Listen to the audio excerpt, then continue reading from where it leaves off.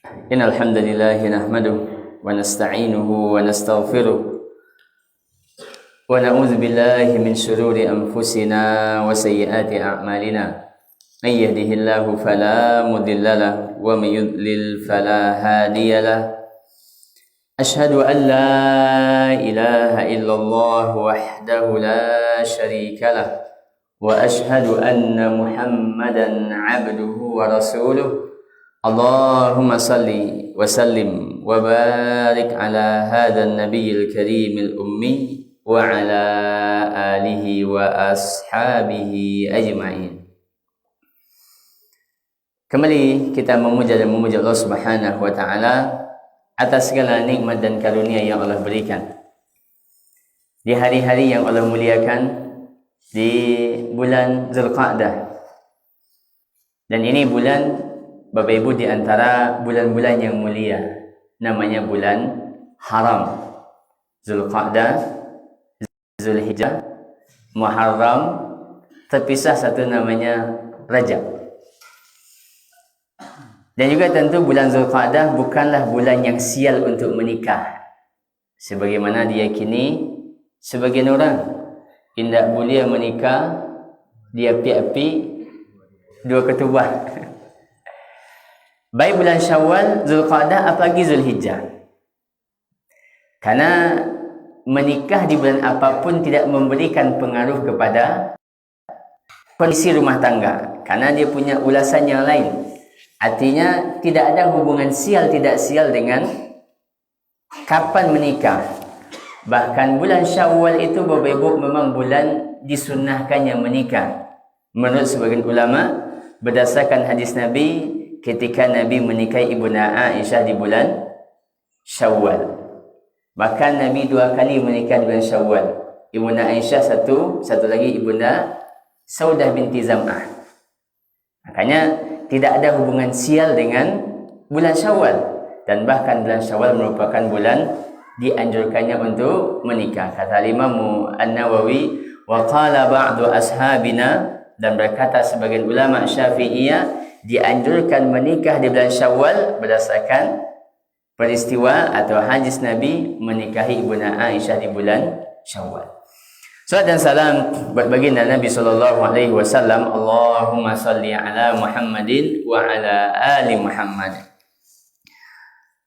Sunnah Nabi alaihi salatu wasallam dia merupakan sunnah yang memang Bapak Ibu kadang-kadang sebagian orang orang-orang yang suka sepertinya tidak suka dengan sunnah.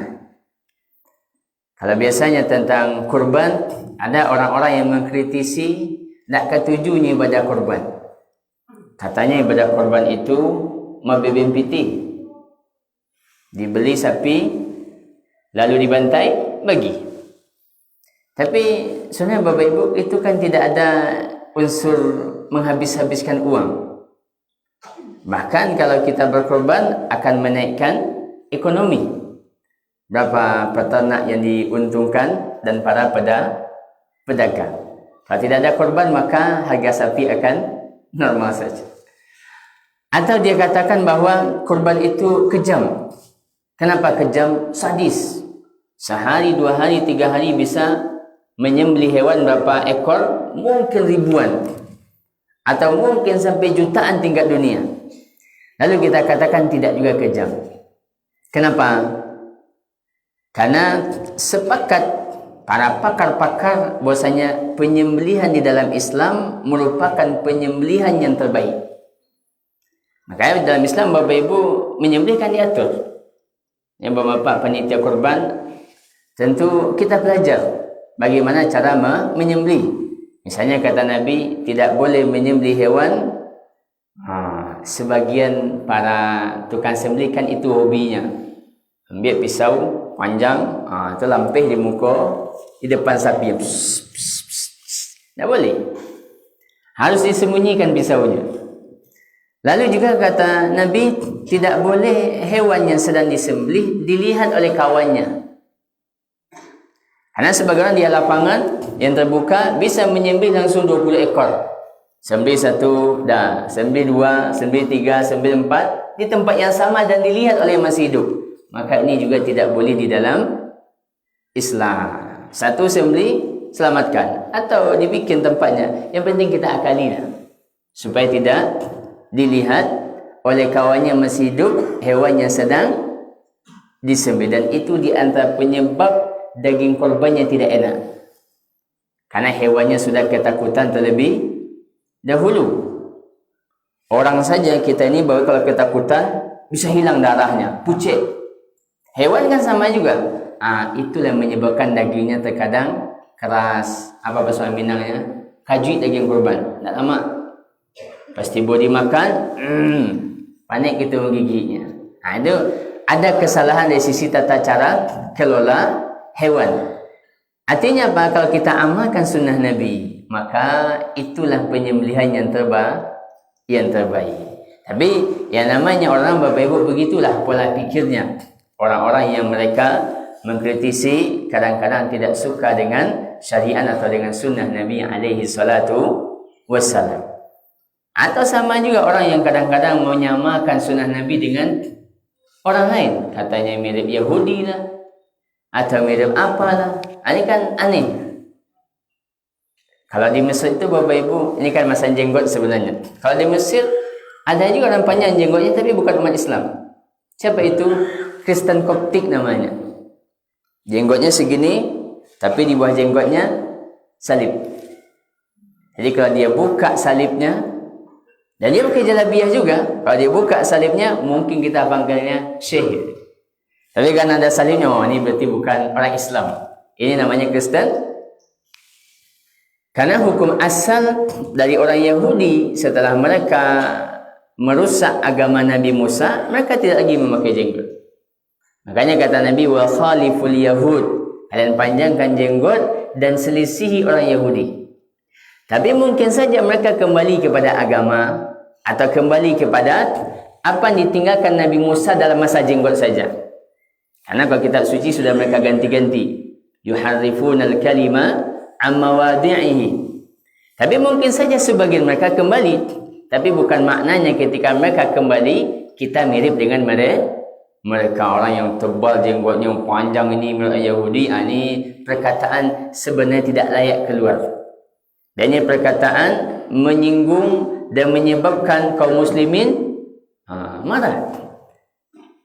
Karena kalau menyamakan begini kan berbahaya. Kalau kita bersebut orang gilo di pasar, tu kita katakan pula, sianu panjang janggut mirip orang gilo. Dia orang gilo yang panjang janggut di pasar. Kalau nanti ada yang ke kandang kambing, kan bahaya juga kalau begini cara berfikirnya. Sianu panjang janggut lah sama lu jabat kambing tu, dia tu cara dia fikir leh. Maka tidak boleh. Tidak boleh menyamakan. Karena kalau anggaplah orang gila panjang jenggot, karena dia memang gila, tak ada yang mau mencukurkan. Tapi kalau kaum muslimin memanjangkan jenggot, berarti dia mendapatkan pahala. Baik. Bapak Ibu semoga dimuliakan Allah Subhanahu wa taala. Pada pagi hari ini bahagia bisa bertemu. Dulu kita pernah bertemu di bawah Bali, ya, di masjid di bawah di Jambak. Walaupun kalau saya sering bertemu dengan orang Sianok. Karena pada umum masjid yang sebagai di antara ikon-ikon masjid yang punya kegiatan luar biasa adalah masjid orang Sianok. Sekarang sudah jadi masjid muslimin. Dulu Surau Sianok namanya. Baik. Bapak Ibu semoga dimuliakan oleh Allah. Sambil kita mengaji, maka Bapak Ibu dibaca juga sebagian dari zikir pagi. Karena itu di antara sunnah-sunnah Nabi alaihi salatu wassalam. Ya, saya biasa kalau dalam kajian subuh, di kajian rutin biasanya memang membiasakan para jamaah untuk baca zikir pagi terlebih dahulu baru mengaji. Sekalipun tentu agak sulit kita lakukan di pagi ini. Terima kasih. Jadi Bapak Ibu rahmati, sambil kita mengaji maka dibaca juga zikir pagi. Dari bacaan-bacaan yang bisa kita baca 3 kul, kemudian ayat kursi, kemudian subhanallah wa bihamdi 100 kali, la ilaha illallah wahdahu la syarikalah, lahul mulku wa lahul hamd wa huwa ala kulli syai'in qadir. Ada yang 10, ada yang 100, dan berapa lafaz yang lain dari lafaz zikir pagi. Dan ini diantara sunnah-sunnah Nabi alaihi salatu wassalam. merutinkan membaca zikir pagi dan petang. Kalau Bapak Ibu belum hafal, bisa dibaca, beli bukunya baca. Kalau di masjid disiapkan bukunya, sangat menarik, supaya sesi subuh atau sesi asar bisa jamaahnya membaca zikir pagi. Bapak Ibu semoga dimuliakan Allah Subhanahu wa taala. Adapun kajian kita pada subuh kali ini, saya akan kasih Bapak Ibu sebuah PR. Jadi kalau pulang PR ada. Kalau sudah pulang PR-nya ada. Dan ini sejalan dengan apa yang dibaca oleh adinda kita tadi, imam kita. Dia bahagian dari bentuk muhasabah sebenarnya. Bahagian dari bentuk muhasabah. Kan tadi dibacakan oleh imam kita ayat tentang muhasabah. Fa amma man utiya kitabahu bi yaminihi fayaqulu ha umqra'u kitabiyah.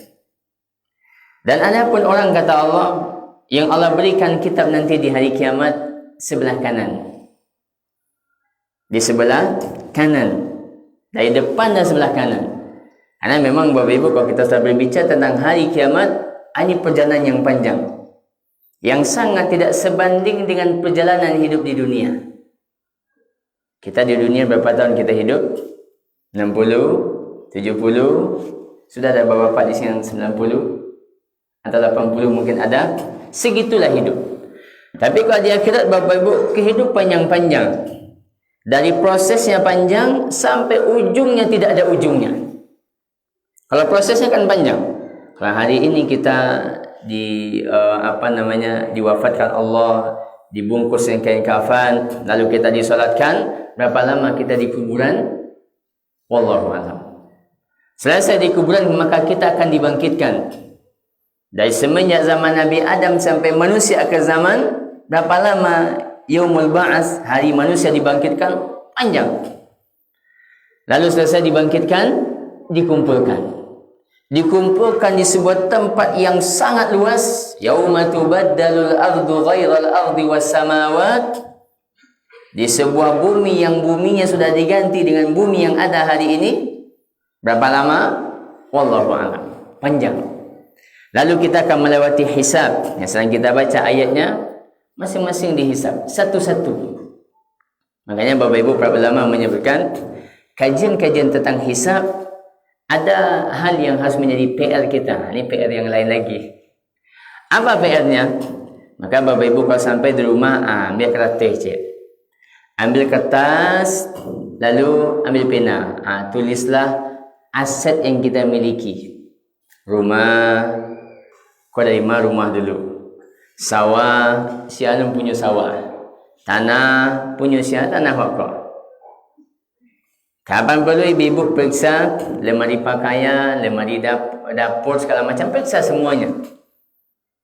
Kalau ada sesuatu yang bermasalah, selesaikan. Selagi masih di dunia. Baik. Selesai hisab, waktu yang panjang semua manusia dihisab, maka kita akan melewati as-sirat. Selesai as-sirat baru wasiqal ladzina kafaru ila jahannama zumara. Digiring penduduk neraka menuju neraka, orang-orang kafir. Wasiqal ladzina taqaw rabbahum ilal jannati zumara. Orang beriman, Masya Allah, dibuat juga ke surga. Baik. Maka salah satu dari hikmah yang tadi kita dengar di subuh itu adalah tentang hisab. Lalu Bapak Ibu rahmatullah, kita mau bicara apa sebenarnya? Kita sebenarnya mau bicara tentang hal-hal yang berkaitan dengan harta peninggalan. Ini kita mau berbicara tentang harta warisan. Karena ini Bapak Ibu di antara hal yang mesti kita ketahui dan kita akan bertemu dengan masa itu. Kalau mempelajarinya Bapak Ibu, hukumnya adalah fardu kifayah. Jika sudah ada satu orang mempelajari, kewajiban selesai. Tapi mengamalkan, hukumnya adalah fardu ain. Kalau zakat Bapak Ibu kan hukum mempelajari sama, fardu kifayah juga. Tapi kalau mengamalkan, tergantung orangnya. Kalau orangnya tidak pernah memiliki harta yang banyak, berarti tidak akan pernah bersentuhan dengan zakat. Kalaupun dia tidak belajar, hanya sekedar tahu zakat itu wajib dan bagian dari rukun Islam, dah selesai kewajibannya. Tapi kalau ini Bapak Ibu, ini memang pekerjaan yang harus kita selesaikan. Apa itu? Hal-hal yang berkaitan dengan harta peninggalan. Saya kasih beberapa mukadimah. Nanti Bapak Ibu kalau ada mau bertanya, boleh juga. Karena intinya bahwa dia berhubungan dengan yang tadi kita ulas di awal. Tujuan utama dari kita mempelajari dan memahami dengan baik hal-hal yang berkaitan dengan warisan, dia intinya supaya harta yang kita miliki ini benar-benar sesuatu yang halal. Supaya kita bisa memastikan. Karena sebagian Bapak Ibu dia tidak tahu atau tidak mau tahu. Ketika dapat sesuatu warisan lah ambil. Sehingga sebagian orang kadang-kadang Bapak Ibu lupa bertanya. Kalau dia punya sawah atau punya tanah, lupa bertanya tanah siapa sebenarnya kok. Padahal jangankan kita punya harta yang mahal di rumah, Bapak Ibu mungkin bertemu satu buku begini saja di atas meja, tanya tu, siapa punya buku tu nak? Bahasa Arab tak tentu isinya ada buku siapa tinggal. Si anak pandai baca. Dia lihat buku di mejanya satu yang tidak dia ketahui siapa yang punya. Tapi sebagian orang ketika punya rumah, punya tanah, punya sawah, kadang-kadang lupa bertanya sawah siapa sebenarnya kau. Dari mana tiba sawah kau, ada tiba awak kini yang mengolah. Ini hal yang menjadi PR dan renungan. Poin yang pertama Bapak Ibu, bahwasanya Islam dia kan din atau agama yang mengatur semua sisi. Jadi agama yang sempurna, agama yang Allah jadikan sebagai agama penutup, al-yauma akmaltu lakum dinakum. Ketika itu ayat diturunkan, itu mendekati detik-detik ajal Nabi, kata Allah pada hari itu telah kami sempurnakan agama Islam. Dan salah satu dari bentuk kesempurnaan agama Islam, Allah atur bagi kita hal-hal yang berkaitan dengan harta. Maka dalam Islam Bapak Ibu diatur yang pertama, bagaimana cara mendapatkan harta. Cara mendapatkan harta supaya harta yang kita miliki ini benar-benar harta yang halal. Termasuk yang disinggung oleh Nyi Wali tadi, itu kan harta kekayaan negari maksudnya. Tapi dia memang sebutkan aturannya. Mau desa wisata, mau kampung wisata, harus disiapkan perangkatnya. Ketika tidak disiapkan perangkatnya, ini membahayakan bagi Nyi Wali. Kenapa? Karena dia akan membuka pintu maksiat. Tapi kalau perangkatnya dipersiapkan, akan menjadi kebaikan. Karena akan selalu begitu Bapak Ibu. Kalau misalnya ada, anggaplah kalau turis siapapun, kalau di Saudi, jangankan penduduk Saudi, pemerintah Saudi bisa memaksa siapapun orang yang datang ke Saudi memakai jilbab. Kira begitu. Siapapun hari ini orang yang melanggar tentu ada juga, tapi mereka punya aturan, siapapun yang tinggal di Saudi harus nutup aurat. Terutama di negeri-negeri yang dimuliakan. Dan kalau di pinggir pantai di Saudi tidak ada orang duduk berdua kalau sawahnya mata-mata tidak mahram cewek-cewek, tidak ada. Saya tinggal dulu ketika musim haji di pinggir pantai Jeddah yang ada air mancurnya sejajar dengan yang disebut dengan masjid terapung, ada masjid di pinggir pantai itu. Sering kita ke pinggir pantai kalau istirahat kerja jadi petugas haji jalan ke situ, tidak ada. Jadi kalau dan polisinya patroli di situ. Jadi kalau ada yang berdua-duaan tidak ada surat nikah, kira-kira begitu. Baik. Ini mari pada bahasan kita. Ini mengulas sedikit yang disampaikan oleh Nyi Wali tadi tentang desa wisata segala macam. Pesannya bahwa siapkan perangkat-perangkatnya, aturannya disiapkan. Ya, karena betul kalau kita biarkan orang kalau lalang jadi kampung gitu. Jadi kampung kita dekat panorama, ikut makan segala macam. Tapi kalau kita siapkan aturannya, insya Allah ini membawa keberkahan. Ini tantangan tentu bagi kita untuk kita berdakwah, untuk kita menyampaikan kebaikan. Misalnya ada anak-anak muda berdua tidak ada hubungan yang sah, kasih nasihat. Kita bisa ngasih nasihat. Kita bisa membuat aturan yang lebih kuat. Baik. Jadi yang pertama, Bapak Ibu, harta dalam Islam diatur cara mencarinya. Dalam fikih itu namanya fikih muamalah. Supaya kita bisa memastikan ini halal atau haram. Yang kedua, kita juga diatur, Bapak Ibu, bagaimana cara menghabiskan harta. Ini nafkah namanya. Ini supaya kita tidak menjadi orang yang kadang-kadang tidak terlampau semangat, lupa bahawa harta yang kita habiskan ini ternyata tidak di jalan yang halal. Ini kan biasa kasus-kasus yang terjadi, orang yang suka mengundang organ tunggal. Sudah jelas mencari uangnya susah, bekerjanya susah, pas barale gagal, lapornya merah. Kenapa lapornya merah? Mengundang orang yang tidak halal dia undang. Dan juga mengerjakan sesuatu yang melihat saja kita malu, Bapak Ibu. Macam lihatnya saja berjoget di pentas tu malu. Tapi karena sebagian orang itu pun hobinya, ya sudah. Coba bayangkan, kita lihat. Dan bahkan orang mungkin mengatakan kalau ini dilakukan di tempat-tempat umum, tidak ada pentasnya, mungkin dikecil orang tak waras. Coba ibu-ibu, kalau dikasih mikrofon satu, terlagi baju sikwa, coba nari di jembatan di bawah tu, kecil orang. Apa kata orang itu? Apa? Gila, kecil orang gila. Lalu orang sebagian ketika beralih, saya nak undangnya orang yang bergaya seperti orang gila. Jadi tidak gila, tapi aktivitasnya persis seperti orang gila. Itu yang kita undang tu. Dari pagi jam sebalik sampai jam sebalik malam, la haula wala quwata illa billah. Dan gadang mencari, dan ketik mencari, dan gaib pun mencari. Dia pun cari aja. Rusak kita dibuatnya. Maka dosanya kumpulkanlah oleh orang yang sedang hajatan. Padahal Bapak Ibu, walimah itu kan pahala. Sebagian ulama menyebutkan walimah itu hukumnya wajib. Kata Nabi, ulim walau bisya, baraliklah walaupun hanya dengan satu ekor kambing. Tapi kan sebagian kita seremonial yang lain, ini menyebabkan rusaknya pernikahan. Ini juga mungkin yang menyebabkan pernikahannya menjadi rusak. Karena memang diawali dengan sesuatu yang tidak halal. Baik. Maka mencari harta diatur dalam Islam, menghabiskan, memberikan nafkah juga diatur. Yang ketiga, Bapak Ibu, membagikan harta orang yang sudah meninggal juga begitu. Ada aturannya. Dan ini kita masyarakat Minangkabau, alhamdulillah kita punya pegangan yang kuat.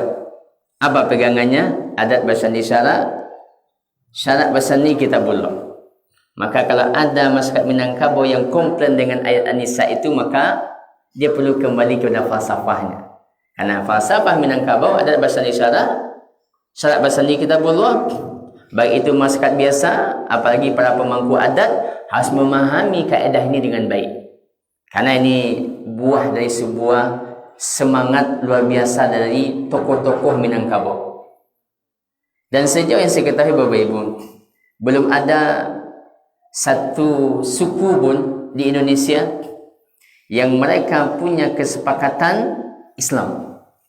Mungkin anggaplah saya kurang baca, tidak tahu. Tapi sejauh yang saya ketahui tidak ada suku yang mereka punya konsep adat Basandi syarat Basandi kita belah sejauh yang saya ketahui.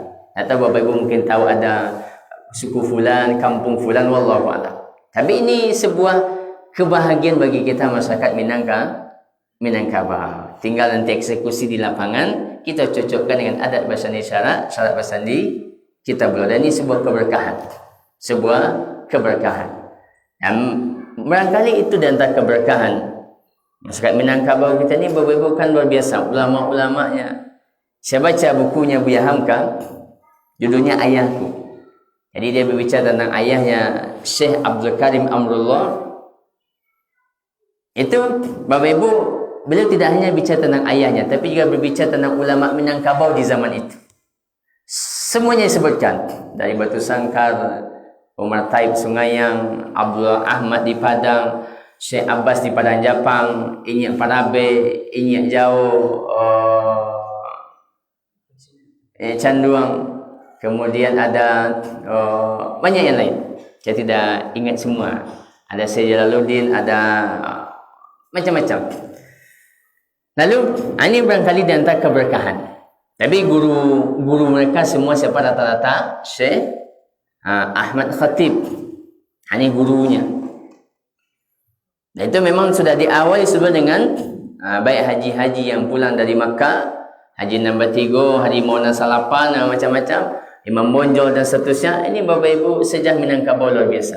Belum lagi nanti generasi setelah itu, generasi Kiai Haji Agus Salim, generasi Buya Hamka dan seterusnya.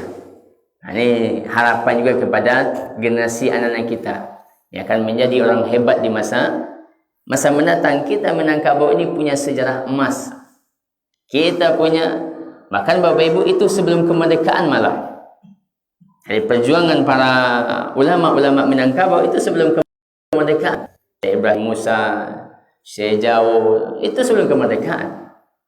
Makanya Syekh Abdul Karim Amrullah itu akhirnya dibuang juga ke daerah Jawa Barat, saya lupa. Lalu nanti dia kembali ke Jakarta, meninggal di Jakarta. Itu sejarah Minangkabau. Baik, mari pada bahasan kita.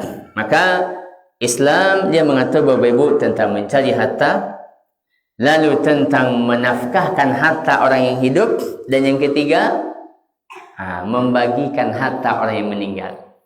Di dalam Islam itu namanya fikih warisan. Dan kita akan bertemu dengan masa itu. Bisa jadi masa kita menjadi ahli waris, atau masa kita menjadi orang yang mewariskan, atau kita meninggal. Dan kita akan bertemu dengan masa itu. Makanya Bapak syariat dia mengatur, diatur semuanya. Makanya kalau kita berbicara tentang warisan, ini pembahasannya sangat mendetail di dalam Al-Quran. Jadi kalau ibu-ibu nanya, Ustaz, solat zuhur kita tu kan 4 rakaat. Di mana ada perintah 4 rakaat solat zuhur? Lalu rukuknya 4. Di mana ada perintah rukuk 4? Kalau kita ganti 8, bagaimana kira-kira rukuknya? Nanti sujud. Atau sujud 8 kita ganti 4. Di mana semua aturan itu ada? Dalam sunnah. Tapi kalau bapak-bapak nanya, Ustaz, anakmu meninggal di rantau, ikas namanya Pak. Di mana-mana ada ikas. Lalu, apakah saya di kampung ini dapat warisannya? Ataukah untuk istrinya semuanya, atau untuk anak perempuan atau untuk anak laki-lakinya? Maka kita katakan ada jatah orang tuanya. Berapa jatahnya? Allah sebutkan, wali abawaihi likulli wahidin minhumas sudus. Bagi kedua orang tua, kata Allah, masing-masing berapa? 1/6. Jadi kalau anaknya punya omset misalnya 1,2 M, berarti untuk ayahnya berapa? Kalau 1,2 berarti 400 juta. Untuk ibunya 1/6 juga, 400 juta juga. 1/6 dari, atau kalau dia hanya punya omset 600 juta, maka dia dapat 100. Kira-kira begitulah sederhana. Di mana itu? Dalam Al-Quran. Karena kalau saya berbicara harta ini, Bapak Ibu kan sensitif. Orang bisa baca kat ladiang di akhirat tu. Bisa? Kalau yang apanya Bapak Ibu bisa sampai ke Mahkamah Agung. Banding. Sayang saya dia enggak punya biaya untuk ke Mahkamah Internasional. Kalau punya sudah sampai ke situ. Kalau dia orang yang betul memperjuangkan haknya, tidak ada masalah. Kenapa? Haknya diambil, berarti dia terzolimi, silakan berjuang. Tapi yang nipu gitu, sudah dia posisi salah, atau semangat pula. Pas ketika tidak dapat, rugi memperjuangkan yang haram. Kalau ketika dia menang, memenangkan perkara yang sebenarnya juga haram baginya. Ini juga kadang-kadang didasari karena tidak tahu. Baik. Jadi yang pertama, Bapak Ibu rahmatullah, bahwa pewarisan itu dia bagian dari syariat Islam. Poin yang kedua, Bapak Ibu rahmatullah, bahwa itu tidak akan bisa kita lakukan kecuali memang dengan iman. Yang saya ngajak Bapak Ibu pagi ini, bahwa kita melihat bahasan-bahasan warisan dengan iman. Supaya tidak ada nanti ibu-ibu yang mengatakan, habis jatah hamba. Lepas tu kalau dapat bocik rumah tu tak jadi dah. Misalnya dapat sawah, tak jadi. Ini kita melihatnya dengan kacamata iman. Karena syariat Bapak Ibu, apapun syariat dengan iman. Kita tunaikan dengan iman. Sederhanalah. Ibu-ibu pakai jilbab. Kira-kira kalau ibu-ibu pakai jilbab di kampung kita ini apa susahnya? Apa kira-kira kendalanya? Apa kira-kira masalahnya? Sehingga sebagian kaum ibu, apalagi yang muda-muda, saya mohon maaf, berat memakai jilbab. Apa kira-kira masalahnya? Secara mudah ada masalah. Yang ada ancaman yang Nabi berikan, saya ala ummati zamanun, akan datang umat kata Nabi di akhir zaman, di antara sifat-sifatnya wanisaun kasiyatun ariyat, wanita-wanita berpakaian tapi telanjang. Jangankan masuk surga, mencium bau surga saja tidak. Lalu apa susahnya? Tak ada susahnya. Kalau ada ibu-ibu pakai jilbab, lalu dia pakai jilbab kena pukul, berarti kan ada tantangan. Ada ibu-ibu pakai jilbab kena pukul. Tak ada. Kalau dia pakai jilbab masuk penjara, ibu-ibu pakai jilbab masuk penjara. Di sebagian negeri mungkin ada, negeri-negeri minoritas. Tapi kita alhamdulillah tak ada. Lalu apa lagi masalah yang lain? Kalau pakaian punya semua. Apa lagi masalah? Angin Ustaz, seberapa sih panasnya negeri kita? Sudah sampai 40 derajat? 30 je bawa sebagian sudah, mohon maaf, sudah mondi-undi. Undi angin ada paling warungkang. Ini Bapak Ibu sudah tidak boleh. Hal-hal yang seperti ini tidak boleh. Menandakan tidak ada adab kepada Allah. Tidak boleh membiasakan onde-onde. Tapi ibu membuat onde-onde, pupuhlah. Doa dah. Tapi kalau onde-onde, hujan hari, panik hari, ini tak boleh. Kalau tinggal di tengah-tengah, mungkin saja orang akan beralasan itu. Sehingga pernah datang sebuah risalah dari ibu-ibu kepada seorang syekh. Katanya, syekh, bolehkah kami dapat keringanan di negeri ini? Kalau musim panas, you angin mana? 50, 55, 60. Panasnya di siang hari. Ini ke PK sawah. Ini ke PK pasar. Ibu-ibu harus tutup aurat. Apalagi sebagian jenis bahan pakainya panas. 60 derajat, 50 derajat. Apa jawaban saya? Kalau ibu mau, silahkan. Kalau letaluk menahan panahnya pinrako. Berarti intinya kan tidak boleh. Lalu apa yang sebenarnya jadi masalah? Iman. Ini yang jadi masalah. Iman yang bermasalah. Sehingga hanya untuk menutup aurat susahnya luar biasa. Makanya bapak punya guys belum mau nutup aurat, berarti yang diobati imannya diobati. Kalau imannya sudah ada, Masya Allah, insya Allah mudah, tidak ada yang sulit. Maka semua anak-anak gadis kita akan seperti ibu-ibu pakai telakuan di belakang itu, menutup aurat. Karena pakaian sehari-hari dengan pakaian solat kan sama-sama menutup aurat. Baik. Jadi maka dia Bapak Ibu hanya kembali kepada iman. Karena bisa jadi seseorang ketika dibagi sesuai dengan syariat, raso-raso kamandape tidak jadi. Bisa akan terjadi seperti itu. Maka sekarang Bapak Ibu dia sudah merasa punya dia walaupun orang tuanya belum meninggal. Ini lagi masanya. Sehingga saya pernah dimarahi oleh seseorang membantu mengurusi warisan, pakai tunjuk kidanya. Pakai bahasa Jakarta lagi. Karena orang tuanya mewakafkan, dia tanya, boleh Ustaz? Saya tanya, ibu yang punya siapa? Ambo. Lalu saya mewakafkan, boleh Ustaz? Saya katakan, kalau ibu punya silakan. Lalu apa masalahnya? Tidak boleh dan nak ambo Ustaz. Padahal itu kan belum warisan, tidak ada masalah. Lalu akhirnya saya datang ke rumahnya, baru masuk, Masya Allah. Keluar tangan kidanya, lo yang mau bagi warisan mak gua. Pakai saja kata. Karena dia baru pulang dari rantau. Macam-macam. Saya dengarkan saja. Baik. Ini kenapa? Karena dia motivasinya tidak dengan iman. Kalau orang dengan iman Bapak Ibu, yakin. Jangankan hitungan ratusan juta, 1 rupiah pun dia tidak mau makan. Kalau dengan iman. Tapi kalau tidak dengan iman, jangankan 1 rupiah, puluhan miliar pun dia akan makan. Kalau tidak dengan iman. Makanya Bapak Ibu kuncinya daripada kalimat iman. Bapak-bapak sudah ada minum, saya akan diminum. Ini bahasanya pagi ini agak hangat-hangat sedikit. Agak hangat-hangat sedikit. Baik. Itu yang kedua. Jadi yang kedua Bapak Ibu, bahwa kalau seandainya ini perkara tidak akan bisa kita selesaikan kecuali dengan motivasi iman. Nanti dengan ilmu. Pasti ada imannya dengan Kalau masa membagi warisan itu Bapak Ibu insya Allah gampang. Tidak lama-lama. 2 menit 3 menit selesai. Tinggal tanya sepali waris, cari sedikit selesai. Tapi yang penting apa? Semangatnya dulu. Baik. Yang ketiga Bapak Ibu yang rahmati Allah, ini mungkin poin yang terakhir, bahwa harta warisan apabila tidak dibagikan, maka kemungkinannya 2. Kemungkinannya 2 saja. Yang pertama, seseorang dia akan berada pada posisi menzalimi.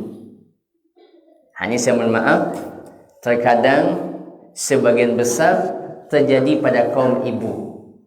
Saya memaafkan ibu di belakang.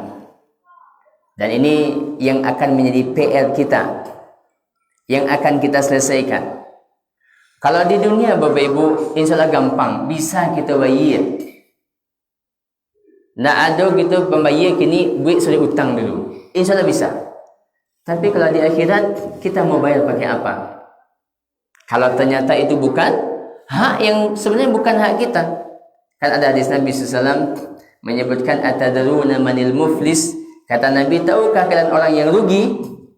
Kata sahabat, yang rugi yang tidak punya dirham, yang miskin, bau sawaknya, pokok tak makan, untung tak dapat. Kata Nabi, itu muflis juga, rugi juga, tapi itu di dunia. Kalau rugi bau sawak bisa ulang usaha dia. Kalau rugi baparak bisa ulang baparak dia. Tapi kata Nabi, yang muflis yang sesungguhnya itu di akhirat. Man ata bi'amalin kal jibal. Orang yang datang di akhirat, kata Nabi, Masya Allah, amalnya seperti gunung, banyak. Salat, baca Quran, zikir, salat duha. Mungkin kalau dia banyak harta, sekali sebulan, sekali setengah tahun, sekali setahun pergi umrah, pergi haji sekian kali, Masya Allah hartanya banyak, pahalanya banyak. Tetapi kata Nabi, waqad syatama haza, dia suka mencela orang. Wa qazafa haza, dia menuduh orang berzina. Wa daraba haza, dia suka menyakiti, memukul orang. Wa akhadha mala haza, dan dia mengambil harta orang. Ini berapa kezaliman sesama manusia disebutkan Nabi. Lalu apa yang terjadi? Dalam mana hadis, wa ukhiza min hasanati. Solusinya, ambil kebajikannya, kasih ke orang yang dia zalimi. Bayar pembayar utang. Fa in funiyat hasanatu, kalau sudah habis kebajikannya, ukhiza min sayyiati. Dosa orang yang biar. Kesalahan orang, dia menanggung sanksi. Hatta suhiba finnar, sampai dia dilemparkan di neraka.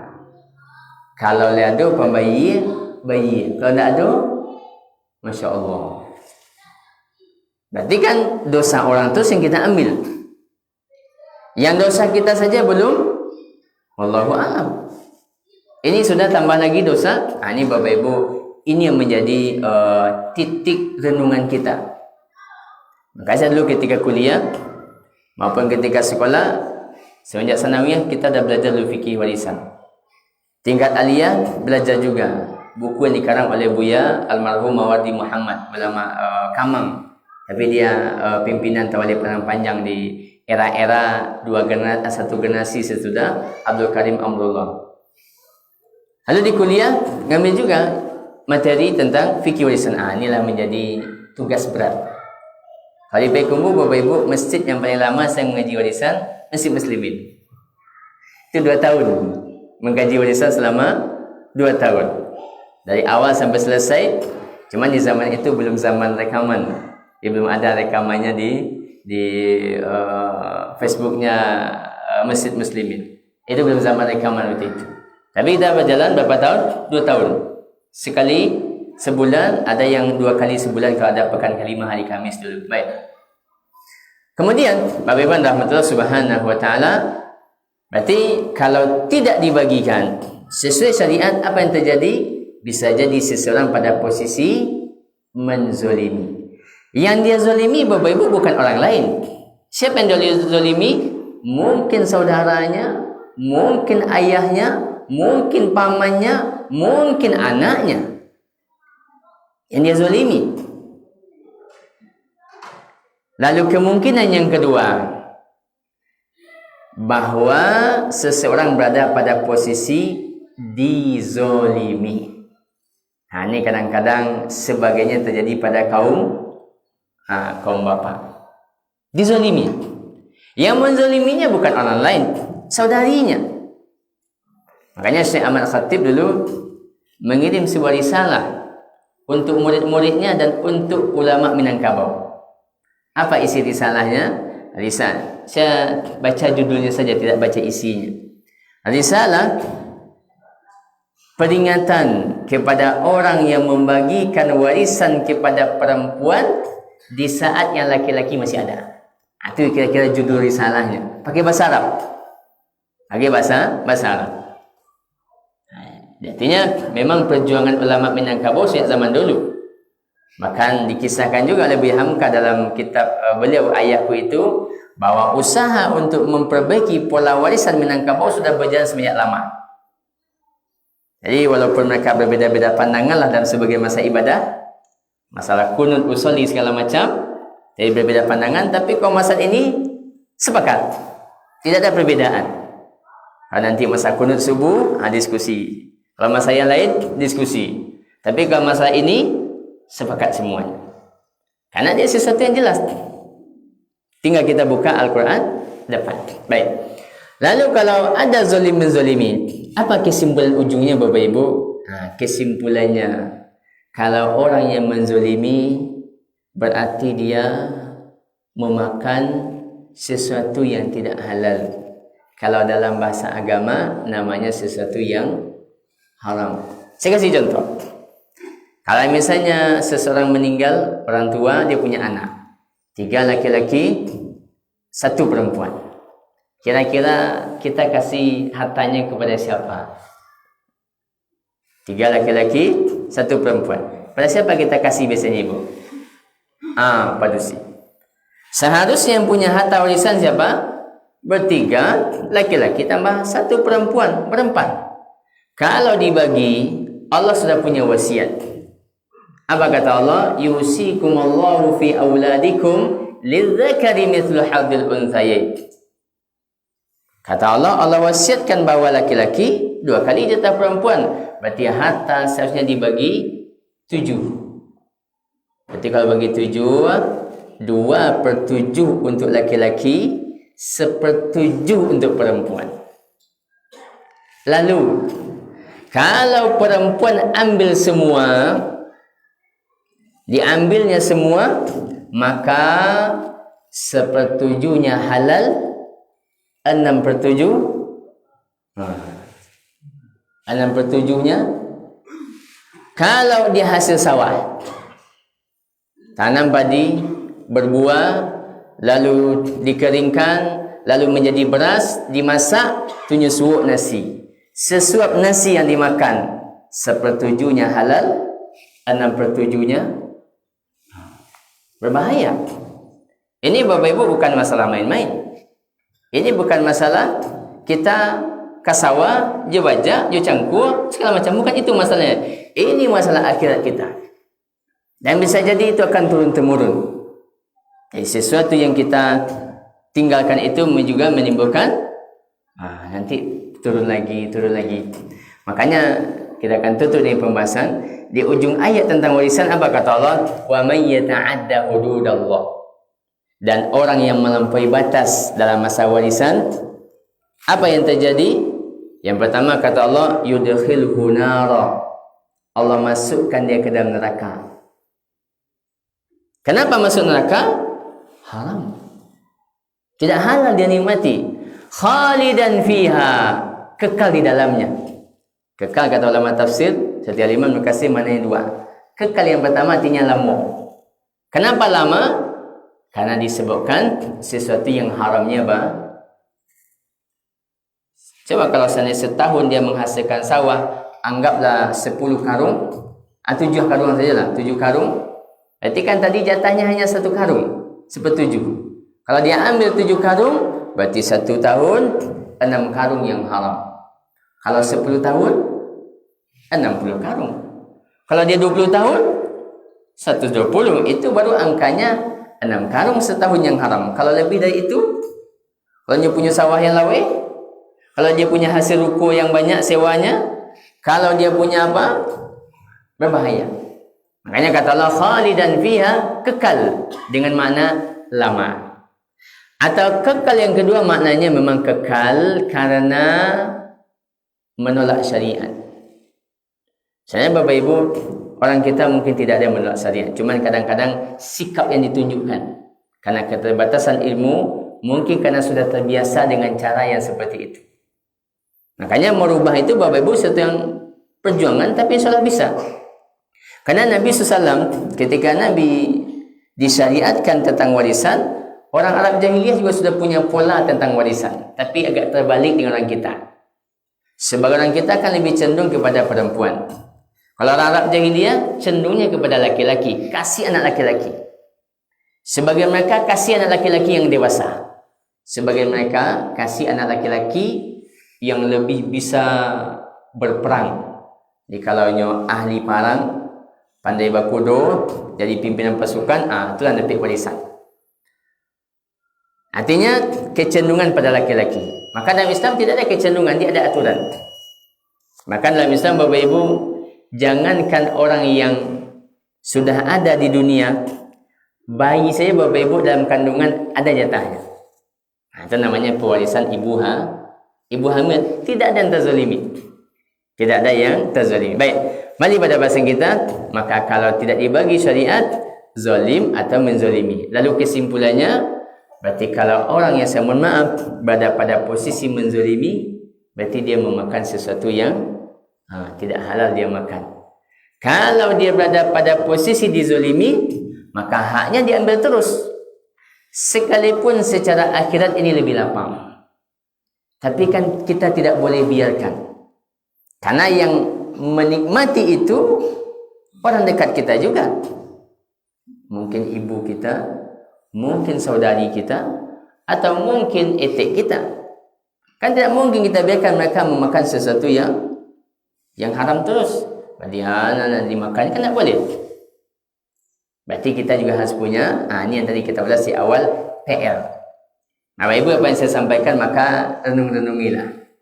Renung-renungi di inuk-inuk manuangan, dilihat-lihat rumah, dilihat-lihat sawah, dilihat-lihat ikut yang punya awak atau tidak. Karena ini mudah-mudahan sebagai salah satu cara meringankan hisab. Karena dia Bapak Ibu kan tinggal merubah saja. Tentu kalau masa merubahnya berat. Dia sesuatu yang berat, yakin. Karena ada juga yang komplain-komplain begitu, Ustaz. Kalau kami baca bahasan Ustaz, mau bercakap kami sekeluarga. Kayak begitu mungkin bahasan. Maka kita katakan prosesnya mungkin akan ada gesekan-gesekan. Kenapa gesekan? Karena kita sudah terbiasa dengan sesuatu yang lari dari syariat. Ya seperti ibarat orang mengobati lah. Orang mengobati kan kadang-kadang sakit. Jangankan mengobati yang besar-besar operasi, suntik saja sakit. Tapi kalau mau sehat harus suntik. Akhirnya begitulah caranya. Dia mungkin akan ada gesekan-gesekan. Apalagi kalau sudah amputasi. Amputasi itu sakit atau tidak sakit Ibu? Sakit. Ketika biusnya ada nggak sakit, pas habis biusnya sakit. Tapi itulah satu-satunya cara untuk dia sehat. Sama juga ibu kalau melahirkan harus dioperasi. Kira-kira ibu dioperasi itu sakit atau sakit? Tapi apakah akan kita tinggalkan? Apa dia sajalah, nak usah operasi. Ya pilihannya, kalau tidak bayinya yang apa, atau mungkin ibunya yang akan pilihannya mau dibedah, dirobek perutnya, nanti dikeluarkan, dijahit, kan sakit. Tapi itu solusi. Syariat apa-apa masa warisan juga di sebagian kondisi mungkin akan terjadi seperti itu. Apa yang akan terjadi? Mungkin ada yang komplain, mungkin ada yang ini segala macam, tapi tentu kita sampaikan baik-baik. Intinya Bapak Ibu dia kembali kepada apa? Mesti kita sampaikan supaya mereka atau siapapun mereka memahami dengan baik inilah syariat dalam mengatur. Karena saya mohon maaf, di sebagian kondisi memang tidak ada aturan yang utuh. Misal, kalau ada misalnya ibu-ibu punya dosa anak bertiga produksi, tiga-tiganya wanita, lalu dia punya rumah satu. Siapa yang tinggal di rumah situ, ibu? Rumah satu produksi anak bertiga. Siapa yang tinggal di rumah itu, Pak? Macam-macam. Bisa yang paling tua, bisa yang paling kecil. Bisa menikah dulu, bisa menikah kemudian. Tentu kita tahu mungkin tak. Misalnya di kampung macam-macam. Dan kadang-kadang hanya kondisional saja. Dan kadang-kadang difaktori oleh sia dan bagak dan berkuasa. Ini faktor yang lain kadang-kadang. Nampaknya bertiga tidak ada aturan. Mau dikasih ke siapa? Mau si A, si B, semua kondisional. Tapi dalam Islam, insya Allah gampang. Kalau memang dia bertiga, ada anak produksi, berarti rumah bertiga. Siapa mau tinggal di situ, sepakatlah bertiga. Kalau tinggal si A di situ, berarti si B, si C, tergantung. Kalau si A ngasih izin, si B, si C ngasih izin, tinggal situ. Tinggal di rumah yang dia punya bertiga, haknya hanya sepertiga, 2/3 punya saudarinya. Kalau si B, si C tidak ngasih izin kecuali sewa, bayar sewa. Kadang sana betong Ustaz, ya ada masalahnya apa? Itu hak dia. Ada masalah kita main hitung-hitung supaya aman, negeri aman. Tinggal main sewa, berarti yang kalau nanti ada hasil dari itu tinggal bagi 3. Kalau ada kebutuhan perbaikan, perbaiki bertiga seperti sebuah perusahaan. Makanya kadang-kadang seorang Bapak Ibu dia akan repot dengan itu. Susah mana Ustaz? Tidak ada yang susah. Jangankan rumah yang hanya kita punya sepertiga, 2/3, sepertiga. Perusahaan saya Bapak Ibu itu omsetnya triliun. Ini rumah berapa omsetnya? Ratusan juta. Apa susahnya? Orang punya perusahaan omsetnya triliun. Pakai majlis penyaham lagi. Majlis penyaham. Misalnya Bank Nagari, majlis penyaham. Oh, sekarang penyahamnya. Tak ada yang susah. Omsetnya ratusan triliun. Ini rumah kecil kelihatannya susah sekali. Pak, ya kami Ustaz bagi-bagi model itu. Tak ada yang susah sebenarnya kalau kita mau. Tapi kalau kemauan yang tidak ada, dia nak ada ubit je. Baik. Jadi, Bapak-Ibu rahmatullah subhanahu wa ta'ala, maka poin yang ketiga ini bahawa kalau dia tidak dibagikan, maka dia itulah konsekuensi. Termasuk Bapak-Ibu sebagian orang yang membiarkan saja. Ini banyak sekali terakhirnya, tapi ini sebagai terakhir sudah menunggu sesuatu yang mantap juga di luar sana. Kalau sebagian Bapak Ibu padian sajalah. Padian saja ini Bapak Ibu dia mempunyai potensi konflik juga. Tetap mempunyai potensi konflik. Padian saja kini, besok dia anak-anak tak bisa padian lagi. Pakai basamu saja kini, besok tak bisa pakai basamu lagi. Kalau kena si ibu-ibu pakai basamu pada sanak bertiga dia kakak aman. Ibu dia anak-anaknya mulai komplain. Etik dululah makan rumah. Ini kami le. Dan etiknya nak buat bagian. Dia dah lama tinggal situ. Aku rumah mak ambo kok. Ia punya rumah maknya. Tapi kan ibu saya kan juga saudari etik. Dah mulai. Tapi kalau sesuatu kita jelaskan, kita nyaman. Dunia akhirat kita nyaman. Tapi kalau tidak jelas, dunia akhirat, bahkan gesekan-gesekan yang terjadi disebabkan oleh ini masalah. Hanya Bapak-Ibu rahmatullah, hal-hal yang berkaitan dengan warisan ini, dia sebenarnya memang kita selesaikan. Dan tidak ada dalam Islam namanya harta kenang-kenangan. Tidak boleh orang Bapak Ibu pakai harta kenang-kenangan. Kau peninggalan nama ambo dulu kau salamari bajunya bagikan. Tidak boleh namanya harta kenangan. Karena kalau kenang-kenangan Bapak Ibu ujung-ujungnya mubazir. ujung-ujungnya mubazir. Baik, ini mungkin barangkali Bapak Ibu rahmatullah subhanahu wa ta'ala sebagai renungan kita pada pagi hari ini. Dan semoga Allah subhanahu wa ta'ala memberikan kepada kita hidayah dan taufik. Tidak ada yang kita maksud dari apa yang kita sampaikan kecuali supaya kita sama-sama semuanya menyadari bahwa berkaitan dengan warisan ada fikihnya. Dan supaya negeri menjadi aman. Dan ini saya sampaikan bukan karena saya laki-laki juga. Atau you Ustaz menyampaikan saya laki-laki. Bukan karena saya laki-laki juga. Tapi memang karena itulah syariatnya. Dan semoga ibu-ibu kita di belakang, dari ibu-ibu kaum muslimin dimanapun berada, maka tidak menjangkaukan tangannya kepada sesuatu yang haram. Kalau di dunia ku insyaAllah ibu-ibu bisa kita selesaikan. Kita buat perundian, kita selesaikan. InsyaAllah bisa. Baik, kita cukupkan Bapak Ibu rahmatullah subhanahu wa ta'ala. Mohon maaf atas segala kekurangan dan jazakumullah khairan pada Bapak Ibu semua, terkhusus Pak Wali dengan jajaran dan masyarakat Siano semuanya. Semoga Allah subhanahu wa ta'ala dengan apa yang kita sampaikan ini menjadi pintu-pintu keberkahan bagi negari kita, negari Siano. Subhanakallahumma bihamdik, asyhadu an la ilaha illa anta, wa astaghfiruka wa atubu ilaik. Wassalamualaikum warahmatullahi wabarakatuh.